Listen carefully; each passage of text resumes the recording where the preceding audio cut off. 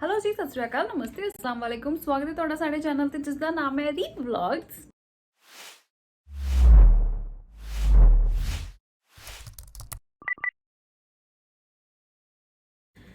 So I think अगर आपने ये वीडियो के ऊपर क्लिक किया है तो आई एम श्योर आप लोग भी रशिया जाना चाहते होगे या फिर प्लान कर रहे होगे या सोच रहे होगे कि शायद इस सेमेस्टर में मैं भी एडमिशन ले लेता हूँ या ले लेती हूँ फॉर MBBS और फॉर एनी अदर कोर्स, और मे बी अगर आप एज अ टूरिस्ट वहां पे जाना चाहती हो। So this video is perfectly for you. इस वीडियो में मैं आपको वो सारी प्रॉब्लम्स बताऊंगी जो मैंने पर्सनली फेस की, एज मैं वहां पे जो है एटलीस्ट 5.5-6 साल वहां पे रह के आई हूँ। सो मैंने क्या प्रॉब्लम्स फेस की एंड यूजुअली नॉर्मली स्टूडेंट्स वहां पे क्या प्रॉब्लम्स फेस करते हैं, इस वीडियो में मैं वो सारी चीजें शेयर करूंगी। सो फॉर दैट आपको वीडियो एंड तक देखनी होगी, एंड क्योंकि एक एक पॉइंट जो है ध्यान से सुनना। Keep on watching. क्या आप लोगों को विंटर्स पसंद है? सर्दियां पसंद है? मतलब ठंड हो खूब, इतनी ज्यादा ठंड हो कि अगर इंडिया में आपको विंटर्स पसंद है तो ठीक है, then Russia is the perfect country for you. But अगर आपको सर्दियां बिल्कुल पसंद नहीं है तो आपको बहुत ज्यादा एडजस्ट करना पड़ेगा रशिया जाके गाइस, बिकॉज वहां पे मोस्ट ऑफ द टाइम जो है ठंडा मौसम रहता है। एंड कुछ स्टूडेंट्स को ये प्रॉब्लम्स वहां पे फेस होती है कि सर्दियों में उनसे मॉर्निंग जल्दी उठा नहीं जाता, क्योंकि सर्दियों में यूजुअली क्या होता है कि जब आप अपना कंफर्टेबली सोए हुए हो, कोई भी कंबल वगैरह रजाई वगैरह लेके, सो सुबह उठने में बहुत प्रॉब्लम आती है। सेकेंडली, जब आप अपने हॉस्टल से या यूनिवर्सिटी से बाहर निकलते हो, बाहर का जो टेम्परेचर है वो इतना लो होता है, मतलब बहुत ठंड होती है।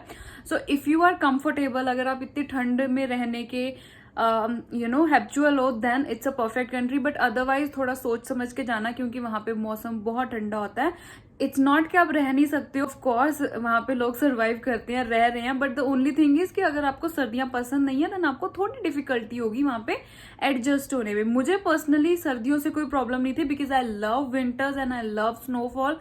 मुझे वैसे भी विंटर्स वाला सीजन ही ज्यादा पसंद है, आई हेट समर्स।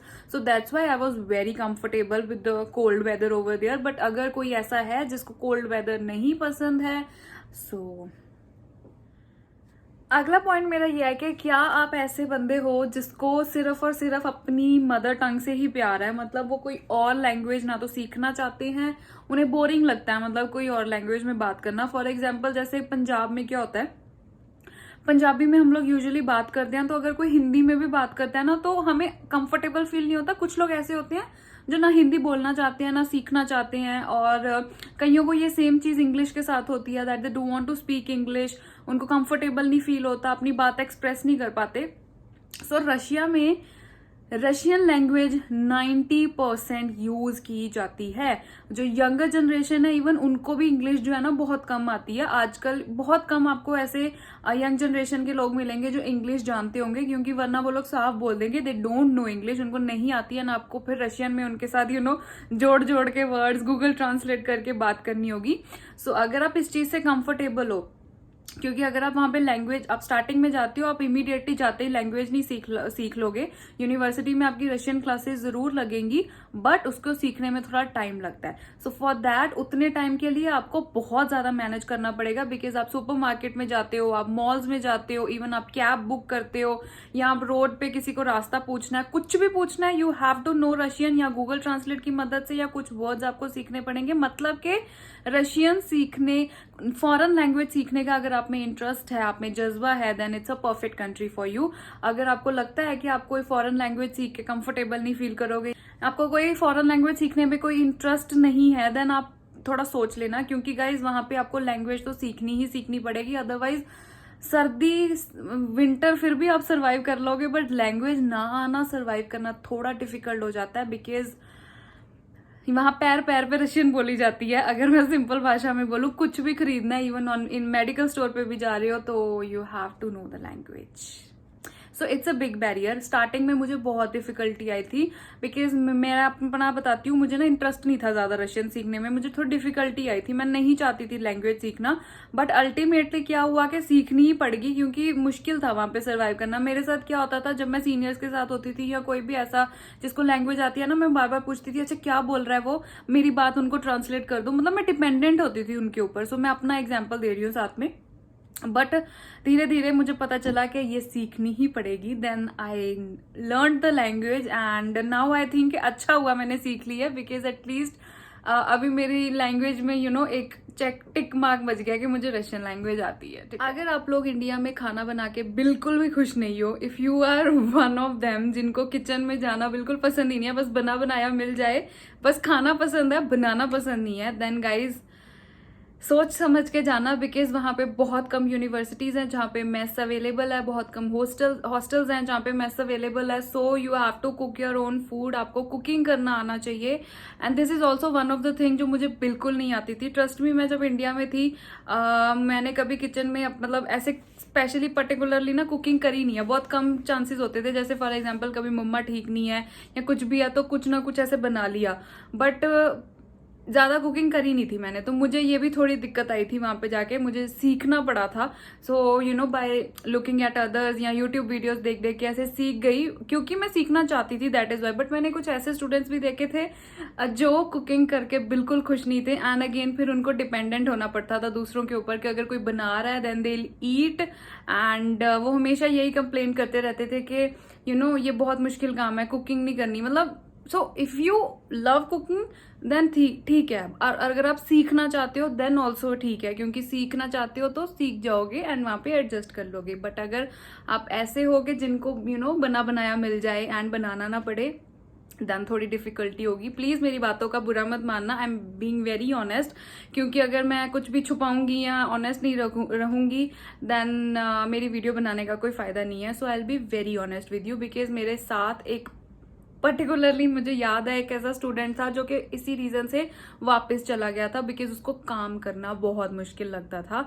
एंड अगला पॉइंट भी मेरा यही है कि आपको अपने सारे काम जो है वो खुद से करने पड़ेंगे। लाइक कुकिंग तो मैंने बता ही दिया, washing clothes, washing utensils, cleaning your room, dusting, you know managing your clothes, कपड़े धो लिए फिर उनको तय लगा के भी रखना है, अरेंज करना है, you know managing your money also, पैसों को कैसे मैनेज करना है। अगर आपको घर से पॉकेट मनी भी आ रही है तो उसको जो है कैसे आपने सेव भी करना है, प्लस साथ साथ में अपनी ग्रोसरी शॉपिंग करनी है, कैसे फिजूल खर्ची नहीं करनी सो दैट आपके मंथ से पहले पैसे ना खत्म हो जाए। So there are a lot of things which you have to take care of, ठीक है। सो फॉर दैट आपको बहुत सोच समझ के वहाँ पे चलना पड़ता है। एंड बहुत सारी ऐसी चीज़ें भी हैं जिससे जो है स्टडी में डिस्ट्रैक्शन होती है, उन चीज़ों से कैसे दूर रहना है। So yes, this is my next point कि आपको अपनी हर एक चीज़ का जो ध्यान है वो खुद रखना है। कपड़े धोने की आदत है, बर्तन धोने की आदत है, रूम क्लीन करने की आदत है, मतलब अगर आप ऐसे हो। बाकी रूम क्लीन कहीं नहीं भी करते हैं बाय द वे, बहुत सारे हॉस्टल में ऐसे स्टूडेंट्स भी हैं जिनका रूम बहुत ही यू नो माशाअल्लाह होता था, कपड़े भी बिखरे पड़े होते थे, कोई बात नहीं, वो चीजें चल जाती हैं। बट स्टिल हॉस्टल में वहाँ पे let me tell you one thing, वहाँ पे हॉस्टल में जो वार्डन होते हैं वो वीकली रूम चेक करने आते हैं, ठीक है। सो इसलिए रूम आपको क्लीन करना नेसेसरी होता है। वो रूम चेक करने आते हैं कि क्या आपने अपना रूम टाइडी रखा हुआ है, नीट एंड क्लीन रखा हुआ है, कबर्ड में क्या है, कबर्ड में कपड़े उथल पुथल पड़े हैं, उनको उससे कोई मतलब नहीं, but they want to see your room neat and clean. So for that purpose guys आपको रूम अपना साफ करना पड़ेगा, it is compulsory over there. I don't know कि हर हॉस्टल में होता है या नहीं होता, बट हमारे में तो डेफिनेटली होता था, कई बार हफ्ते में 2 बार भी, और वो सरप्राइजिंगली आते हैं, they will not let you know कि वो आ रहे हैं, कभी भी आ जाएंगे। So you have to keep your room tidy, so that अगर रूम टाइडी नहीं होता तो वो अपनी डायरी में नोट डाउन कर लेते हैं कि इनका रूम क्लीन नहीं है। एंड अगर देन नेक्स्ट टाइम भी ऐसा ही मिले देन आपको पनिशमेंट मिलती है, या फिर आपको बोलते हैं वो कि आपका रूम साफ नहीं है। सो इंसल्ट होती है यार, कंट्री की इंसल्ट है, उनको पता लगता है कि इंडियंस का रूम साफ नहीं है। So for that purpose please अपना रूम साफ रखना अगर आप जा रहे हो, be a responsible citizen. Next जो पॉइंट है वो है कि होम सिक फील होता है अगर आप कभी घर से दूर नहीं रहे हो। It's a but obvious point, home sick feel होगा ही होगा, घर से दूर रहे भी हो नहीं भी रहे हो तो भी कभी ना कभी एक टाइम ऐसा आएगा कि आपको लगेगा कि यार घर जाना है, घर के खाने की याद आ रही है, अपने रूम की याद आ रही है, अपनी सिटी की याद आ रही है। So you have to prepare for this, आपको स्ट्रांग रहना पड़ेगा। मेरे साथ ये हुआ था पहले के 1 हफ्ते में, बहुत होमसिक मैंने फील किया था, मतलब आई वॉज लिटरली क्राइंग। कोई भी मेरे साथ बात कर रहा था ना, मेरा बस रोना ही निकली जा रहा था, पता नहीं क्यों। मैं जब कोई न्यू जगह पे जाती थी, पहले मैं ऐसा नहीं था, मैं फर्स्ट टाइम घर से दूर गई थी, पहले भी मैं घर से दूर रह चुकी थी, बट स्टिल हो जाता है ना कि इतनी दूर आ गए हो एंड दिन में बस एक ही बार घर पे बात हो रही है, so home sick feel literally हो जाता है. So you have to get ready for this also, for this emotion, for this feeling. घर से दूर रहना कैसा होता है. एंड इस वीडियो का मेरा लास्ट पॉइंट कि अगर आपको ग्रुप में रहने की आदत नहीं है, आपको अकेले अकेले रहने की आदत है, देन आपको थोड़ा डिफिकल्टी होगा. क्योंकि हॉस्टल में guys everything is shared except your bed. आपका रूम भी जो है वो शेयर्ड होगा. मतलब रूम में एटलीस्ट 2 या 3 जने आप लोग होगे. 2 मिनिमम है, मैक्सिमम 3 होते हैं. कई हॉस्टल्स में इससे ज्यादा भी होते हैं, बिकॉज आई हैव सीन जिनमें डॉम बेड्स वगैरह होते हैं, उसमें बहुत ज्यादा स्टूडेंट्स होते हैं एक एक रूम में, 4, 5, 6 समथिंग. सो आपको वॉशरूम्स भी आपके शेयर्ड होंगे. वॉशरूम्स आपके प्राइवेट नहीं होंगे, आपके पर्सनल नहीं होंगे. वॉशरूम भी आपको शेयर्ड यूज करने होंगे, even toilets also. So you have to get ready for that thing also. क्योंकि अगर शेयरिंग की आदत नहीं है देन आपको एडजस्ट करना बहुत डिफिकल्ट लगेगा. सो अपना नेचर थोड़ा इस तरह से बना के जाना कि आप एडजस्ट इजीली कर पाओ हर एक के साथ, हर एक के माहौल के साथ अडेप्ट कर पाओ. क्योंकि हर कोई अलग अलग सिटी से आया होगा. कोई दिल्ली से है, कोई मुंबई से है, कोई साउथ साइड से है, कोई नॉर्थ साइड से है. सो हर एक का नेचर अलग है, हर एक का कल्चर अलग है, हर एक की ट्रेडिशंस अलग हैं. तो आपको उस अकॉर्डिंग थोड़ा एडजस्ट करना होगा. मुझे इस चीज में ज्यादा डिफिकल्टी नहीं आई थी बिकॉज मैं पहले भी जो है ना पीजी में रह चुकी थी. तो मुझे पता था कि शेयर्ड बाथरूम्स कैसे यूज करने होते हैं, शेयर्ड बाथरूम्स का क्या फंडा होता है, शेयर्ड रूम्स में कैसे रहते हैं, या फिर मतलब अलग अलग लोगों के साथ कैसे रहते हैं, बिकॉज मैं ऐसे रह चुकी थी. सो मुझे इस चीज में ज्यादा प्रॉब्लम नहीं आई थी. बट इनकेस अगर कोई पहली बार अगर आप ऐसे माहौल में जा रहे हो ना, तो आपको थोड़ा अजीब लगेगा. एंड आप विद इन 15 to 20 डेज ना आप उन्हीं सभी लोगों के साथ इतना घुल मिल जाओगे ना कि वो ही आपकी फैमिली बन जाएंगे. क्योंकि वहां पे फैमिली तो नहीं है, एक्चुअल फैमिली आपकी नहीं है. तो आपके रूममेट्स, आपके फ्रेंड्स जो बनेंगे वो ही आपकी फैमिली होंगे. उनके साथ ही आप कुकिंग करोगे, उनके साथ ही आप खाना खाओगे. And you will have such great memories कि अगर अभी मुझे कोई बोले, so I really miss that life. मतलब मैं बहुत मिस करती हूँ समटाइम्स. क्योंकि वो चीज है आप नहीं भूल सकते हो, वो लाइफ, वो memory. So be happy, try to be happy. अगर आप जा रहे हो वहां पे स्टडी करने के लिए, so just enjoy that moment.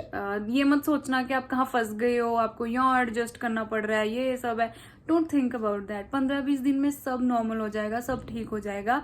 Just enjoy that life, study hard, be focused, अपने डिसीजन सोच समझ के लो. And that's it for this video also. I hope आपको ये वीडियो हेल्पफुल लगी होगी. प्लीज इस वीडियो को जितना शेयर कर सकते हो ज्यादा से ज्यादा शेयर कर दो उन सबके साथ, बिकॉज मैंने बहुत दिल से बनाई है ये वीडियो. सच में बहुत दिल से बनाई है. सारे पॉइंट्स मैंने अपने एक्सपीरियंस से कवर किए हैं. जो जो मुझे लगता था आपके साथ शेयर करना चाहिए वो मैंने किया है.